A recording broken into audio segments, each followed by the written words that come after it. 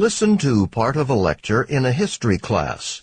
The professor has been discussing ancient Egypt.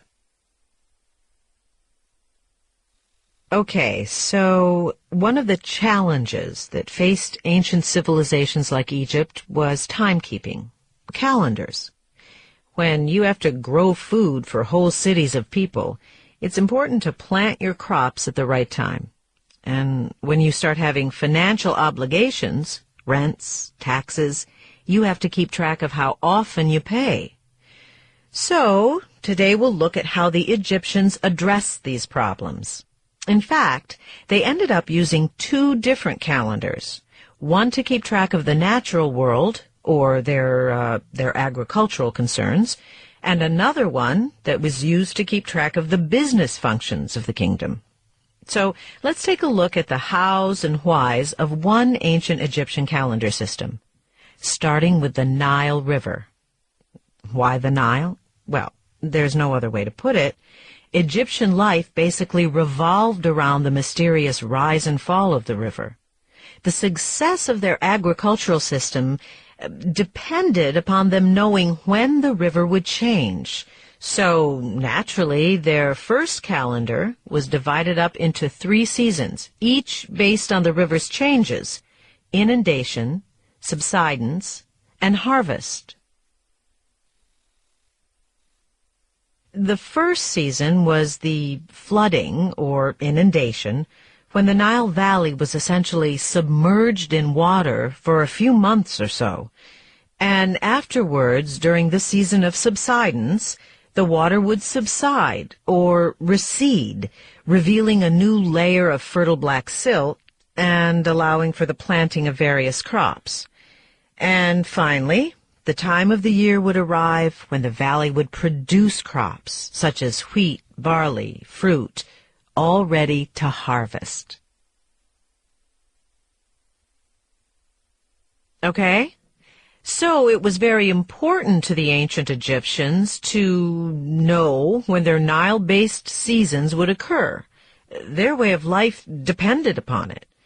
Now, the way they used to count time was based on the phases of the moon, which regularly and predictably goes through a cycle, starting with the new moon, then to a full moon, and back again to the new moon. Now, this cycle was then used to determine the length of their months. So, one lunar cycle was one Egyptian month, and about 4 of the months would constitute a season. Now, 12 of these months was an approximately 354-day year. So they had a 354-day agricultural calendar that was designed to help them determine when the Nile would inundate the land. Well, of course, it had to be more complicated than that. The average amount of time between floodings wasn't actually 354 days. I mean, although it varies, the average was clearly longer than 354 days. So, how did they keep this shorter calendar in step with the actual flooding of the Nile? Well, their astronomers had discovered that at a certain time of year, the brightest star, Sirius, would disappear.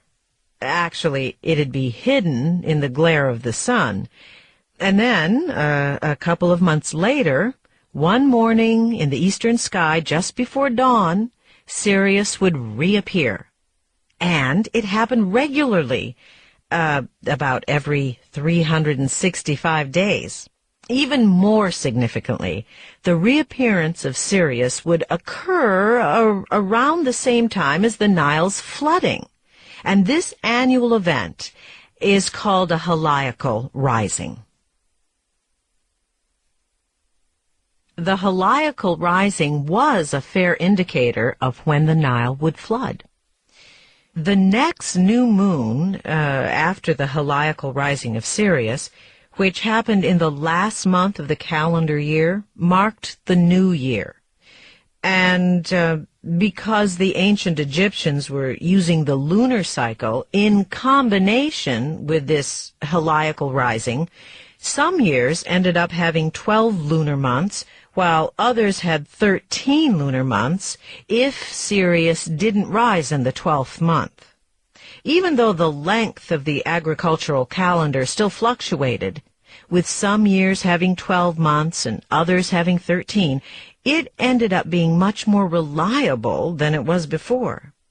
They continually adjusted to the heliacal rising of Sirius, ensuring that they never got too far off in their seasons. This new calendar was ideal because, well, it worked well for agricultural purposes as well as for knowing when to have traditional religious festivals. So, that was their first calendar. But was it any way to run a government? They didn't think so. For administrative purposes, it was very inconvenient to have years of different lengths. So another calendar was introduced, an administrative one, probably soon after 3000 BC. They declared a 365-day year, with 12 months per year, with exactly 30 days each month, with an extra 5 days at the end of each year. This administrative calendar existed alongside the earlier agricultural and religious calendar that depended on the heliacal rising of Sirius.